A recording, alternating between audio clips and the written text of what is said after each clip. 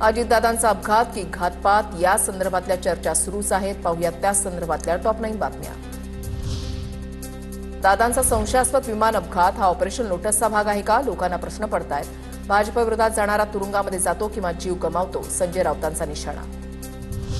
उद्या भूकंप झाला तरी ऑपरेशन लोटसचा भाग म्हणतील. दादांचा अपघात आहे, घातपात नाही, हे स्वतः पवारांनी सांगितलं. नवनाथ बन यांचं राऊतांना उत्तर. अनिल देशमुखांकडून राऊतांनी केलेल्या विमान अपघाताच्या चौकशीच्या मागणीचं समर्थन. गडकरींनाही खासगी विमानानं प्रवास टाळण्याचा सल्ला.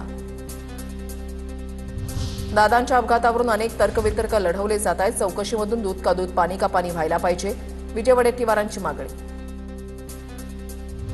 चर्चेत राहण्यासाठी राऊतांचे आरोप. अजित पवारांच्या अपघाताबाबत सीआयडी चौकशी सुरू आहे. पवारांनी भूमिका स्पष्ट करूनही राऊत संशय व्यक्त करतायत. प्रताप सरनाईकांची टीका. राष्ट्रवादीच्या विलिनीकरणासाठी गुजरातच्या उद्योगपतींकडून मध्यस्थी. एनडीएला पाठिंबा देण्याची अट, यावर फक्त एकमत होणं बाकी, विजय वडेट्टीवारांची टीका.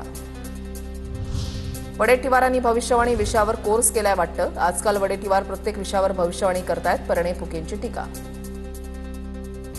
राष्ट्रीय अध्यक्षपदी सुरेंद्र पवारांची निवड करण्याची आमदारांची मागणी. मंत्री बाबासाहेब पाटलांचे तटकरे आणि प्रफुल्ल पटेलांना पत्र.